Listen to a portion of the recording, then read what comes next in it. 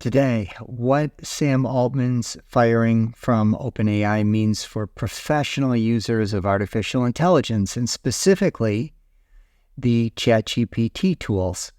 So as you know, my name is Enrico. I'm an AI attorney. I represent AI companies, but I'm also a power user of AI as a professional, leveraging AI tools to provide better quality and less time for my clients.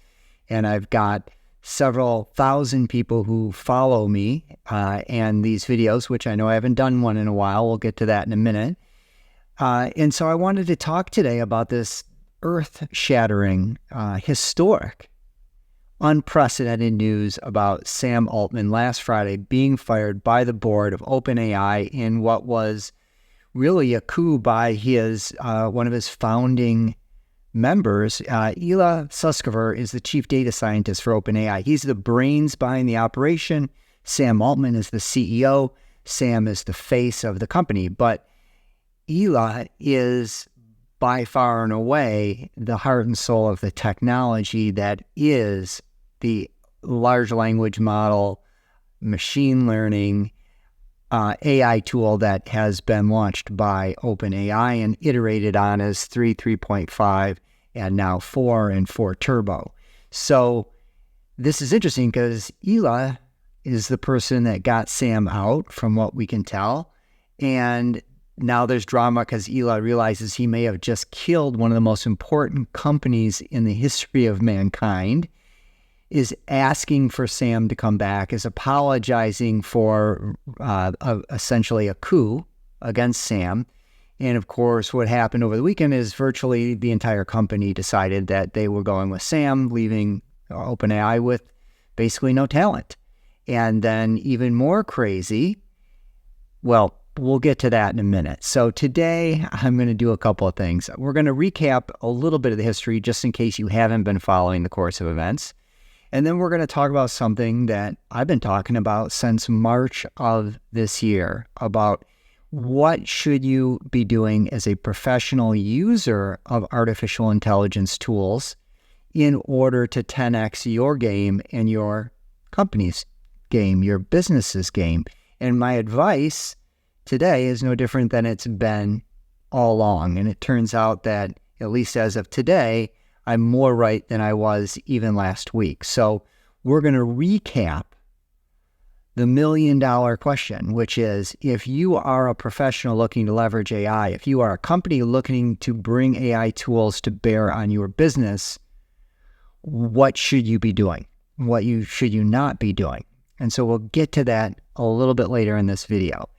So we're also going to talk about the 3 things that you should absolutely be doing next, now that we've had this development with OpenAI, now that there's a lot that's been put in jeopardy. The world's been turned upside down, certainly the world of artificial intelligence, but really the entire world, because many companies, many people believed that OpenAI was going to lead the AI revolution and bring us into the age of artificial intelligence. We're also going to talk about, at the end of this, what does this mean for the world? What does this mean for you as a business user? What do I predict is going to happen next? And disclaimer, there's a lot of predictions going on out there. I listen to them. I listen to the top experts. So I'll give you some insights that not are just mine, but of other people who are in the know. So let's just go right into this. What Sam Altman's firing from OpenAI means for professional users. Let's just start with the basics, right? If you're a business professional or a company investing time or money in AI tools, then the last 3 days of events, 4 days of events, prove what I've been saying since April. And the most important thing for a business user of AI to know has been validated and expanded by the drama unfolding in Silicon Valley.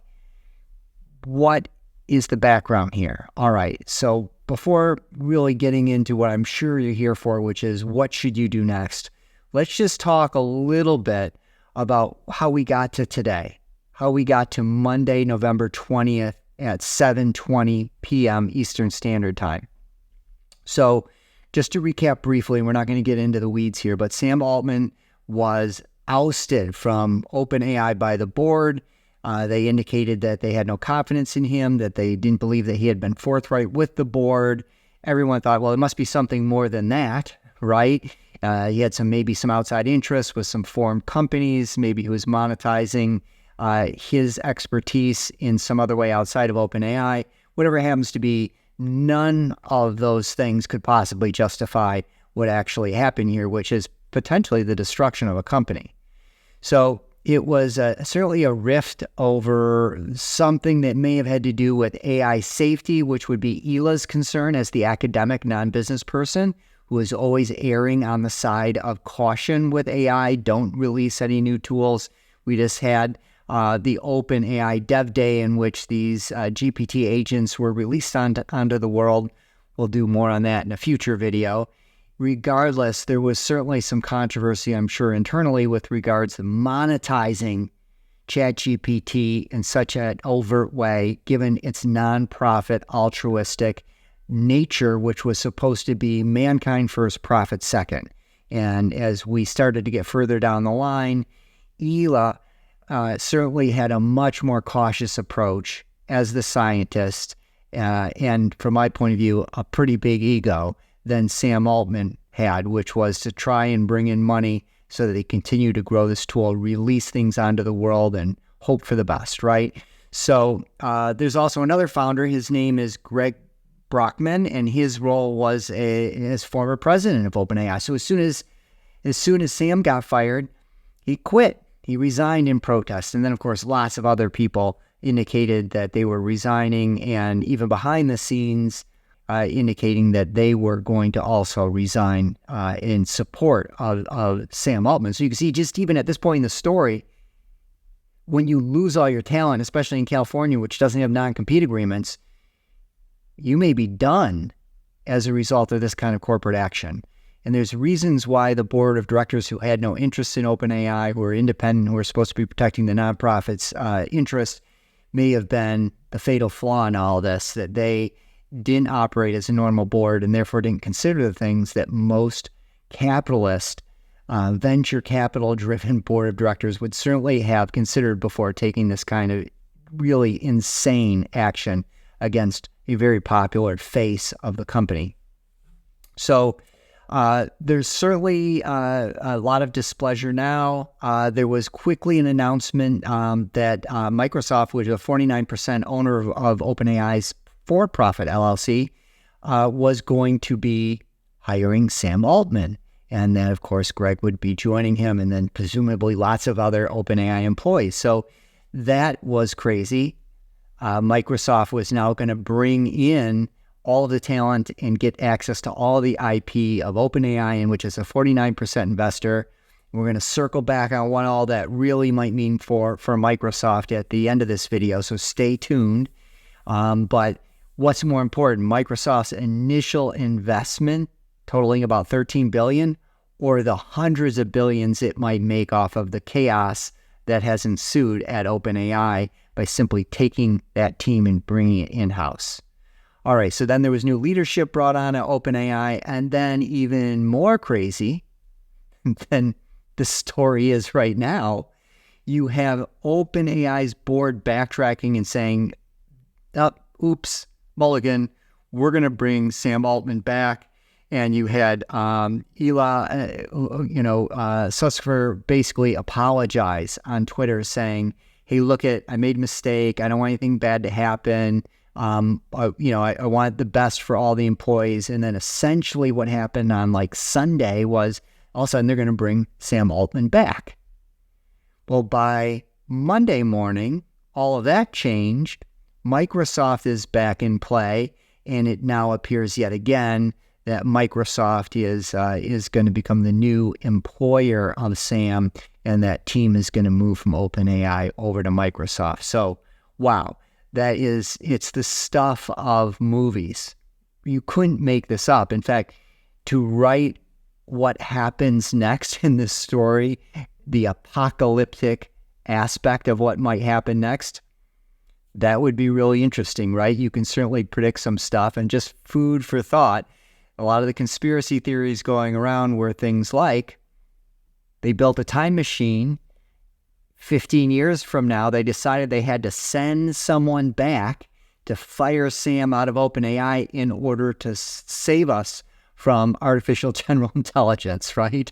Or Terminator style, save us from the robot. So all kinds of crazy stuff like that has been rumored around. And after the rumor mill has kind of gotten done spinning, we're kind of left with the head scratching. Clearly, there was some disagreement between the board and Sam, but whatever it was, it couldn't possibly justify what the board did in terms of potentially destroying OpenAI. So, look at my takeaway since March, April of last year, even though I'm an evangelist, even though I'm a power user of AI tools all day long, but the 1%, the 1/10 of 1% that actually work, that deliver value rather than the 99.9% that are not ready for prime time. And I use these tools all day long in order to up my game. And I've done a lot of videos on how you can do that too. But then I stopped making some videos, you might have noticed, because I was using them so aggressively in my practice, I can't share attorney-client information on these videos with you. And I hadn't really adopted any more tools than I was using, say, back in July. So those videos are still good. It's still what I'm doing. I just happen to be doing it every day. And my message back then is the same message as I have for you right here, which is 99% of the AI tools out there are not ready for prime time use. And the companies, the startups that are developing these tools, many of them are very high risk because, well, until Friday, OpenAI could just launch a store like it did with GPT agents that can be developed on the OpenAI platform that no longer make an API tool necessary, right?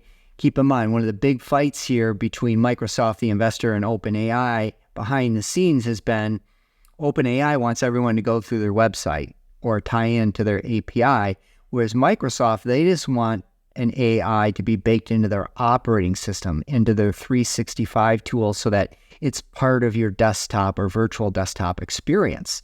So they don't want you to go to ChatGPT.com in order to access that tool, right?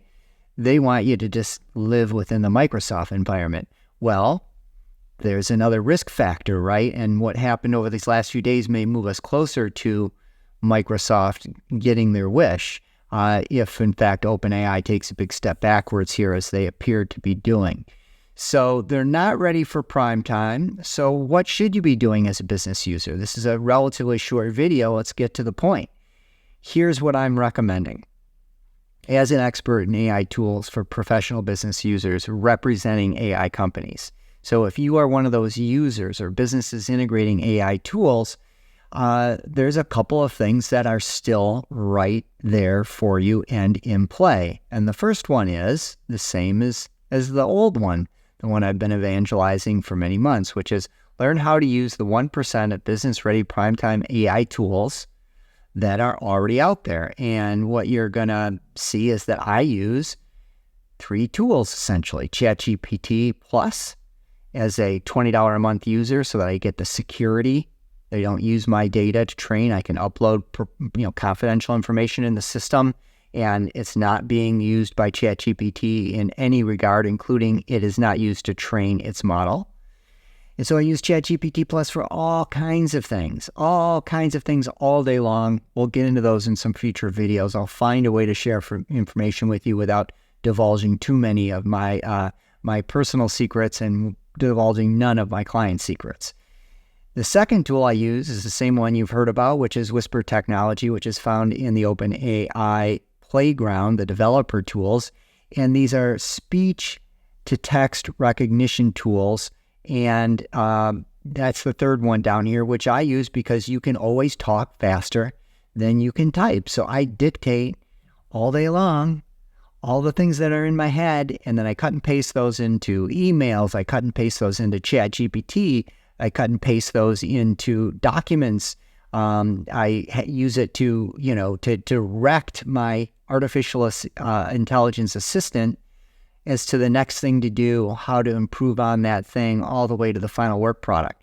So OpenAI Whisper Technology, there's videos on that. I'll link to them.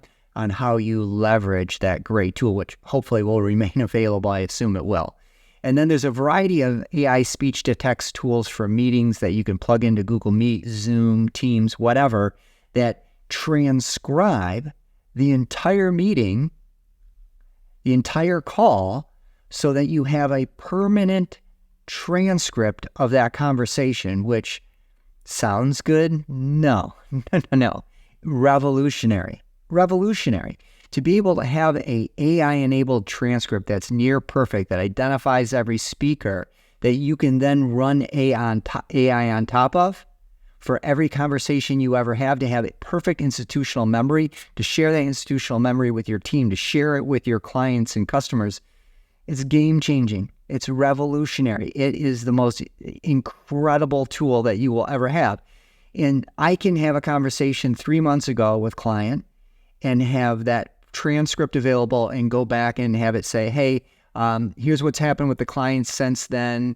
Please let me know what the client's primary concerns were. I'm going to now upload the work product. Let me know if there are any unaddressed concerns, comparing them with the transcript, whatever. Tell me the next 3 things that the client wants me to do. And AI will take that query, run it on the transcript, and very quickly provide you answers. So just like you would an assistant, hey, go find me out this. It's doing it in real time. So these AI speech-to-text tools, incredibly powerful. So ChatGPT Plus, Whisper technology, and a variety of text-to-speech tools that do transcription of meetings, which, by the way, when you integrate them, they send to all the people attending the meeting that the AI note taker will be attending. And you start each one of those meetings off by saying, just so you know, there's an AI note taker in this meeting. You'll get a transcript of the call. After we're done, does anyone have any objection to having this meeting transcribed?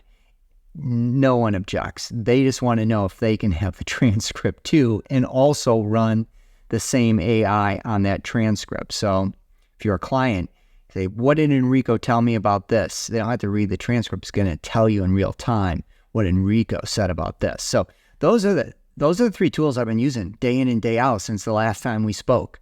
And there are videos in each one of these, and we'll be doing some more in the future.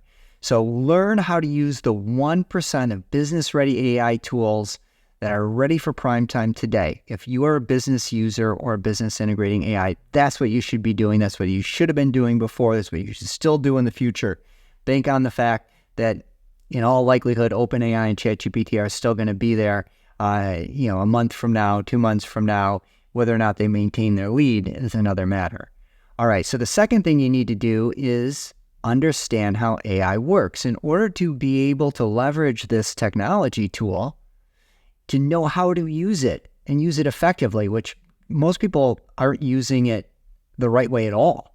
They're using it completely the wrong way.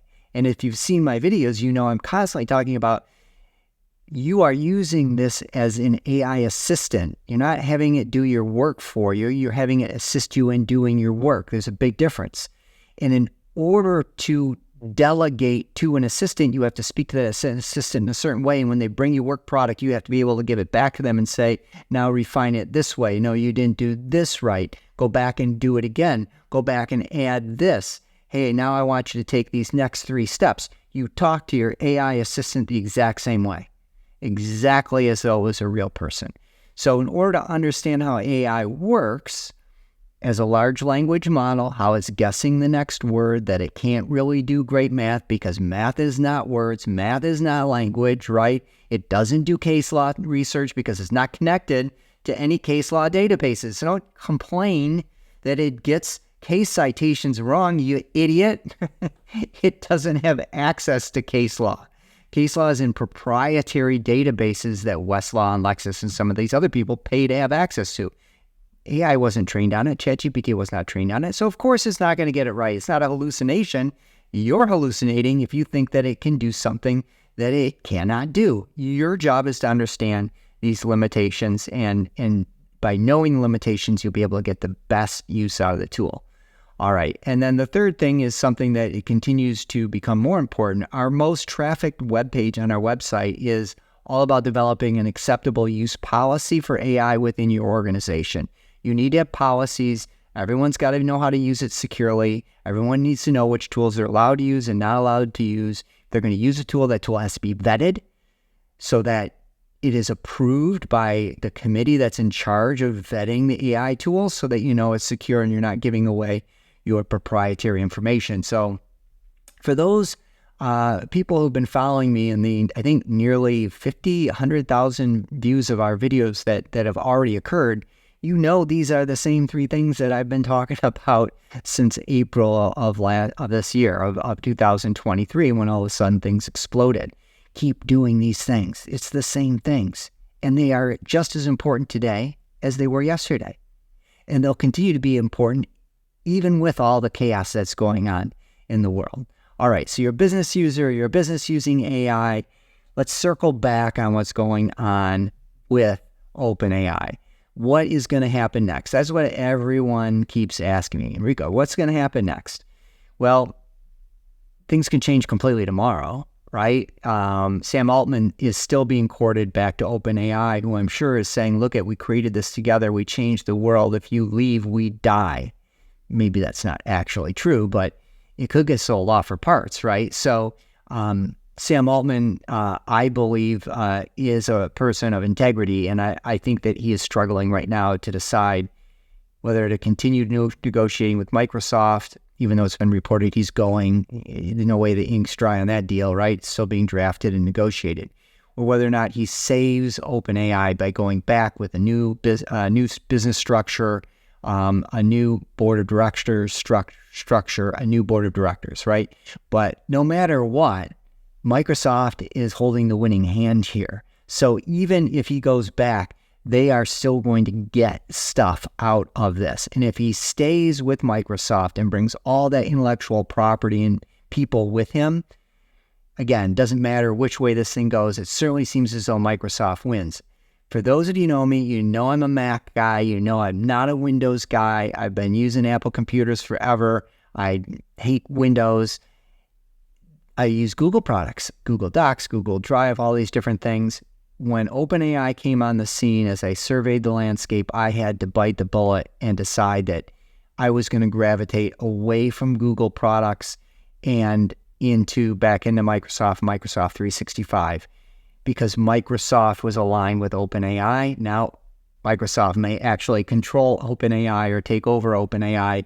Microsoft wins, Microsoft wins, Microsoft wins. Hate to say it, but we're moving towards 365 and a full integration onto Microsoft business products. All right, so bet on Microsoft. I think that's one thing that you're going to see a lot of people doing.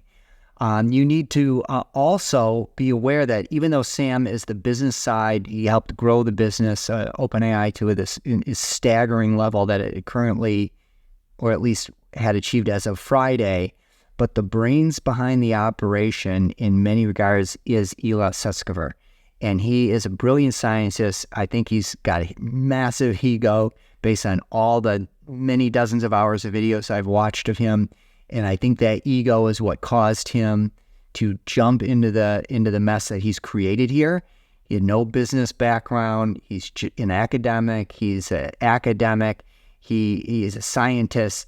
He didn't know what the heck he was doing, and he just screwed the pooch here. But watch what he does, because even no matter what Sam does, he's still a power broker because he understands AI and how this was created, how the LLM was brought to bear better than just about anyone. He is smart. And so watch him, because whatever he does and wherever he goes, as much as he's going to take a black eye in this thing, he's still the smartest guy in the room. All right, so we've already talked about, Microsoft wanting AI as part of its operating system, which in the cloud, I guess, is 365, right? That appears to be more likely. And whether or not the technology now gets set back in terms of how fast it gets from here to there, we'll have to wait and see. The chaos is never a good thing for technology development, but seeing the kind of AI tools into Microsoft across everything that you're doing in the Microsoft world is a very likely result. Another thing that's going to happen is everyone else is going to catch up. Google, Elon Musk, XAI, they are all going to pick up that 18-month path where they were behind. And there's no question that the chaos, even in best case scenario, is going to let some of these players catch up. I don't think that's a good thing for business users, because we would have loved it if OpenAI would just have kept delivering better stuff to us faster, because it means less that those competitors are going to catch up and more that OpenAI is going to slow down. So, hey, you got time to catch your breath, continue to use the tools that are available, continue to up your personal game. This is going to be here for the rest of mankind until we're overtaken by robots. So use the time wisely. All right. Another thing that could happen is that Microsoft could simply buy OpenAI's tech. If OpenAI really takes a near fatal blow in all of this because it loses all its employees, or most of them, it could be that Microsoft gets the technology free and clear of any limitations and gets to manage the development of that technology. Now, whether that's good or bad for mankind, I leave for another day. It was really nice having some sort of non-profit vibe, humanity comes first approach that OpenAI was spinning, and I think living to some degree at least. Microsoft's just out to make money, and maybe we have now seen that altruistic, humanity-based AI may not be possible by way of corporate structure or board structure, and that would certainly be bad news for all of us. But hey, in the meantime, let's use it to our advantage. If you are one of the millions of companies building on OpenAI's API, you need an escape hatch. You need to be able to plug in to a different API, certainly doable. But for all of our clients out there who are in the AI space, who are developing, especially the ones that we're building exclusively or were preferred vendors of OpenAI, your ability to raise capital is going to be compromised, and there's going to be a lot of uncertainty built into your business model. My name is Enrico. That's all the AI for today. Stay tuned, subscribe, share this video, and join our community of professional AI users.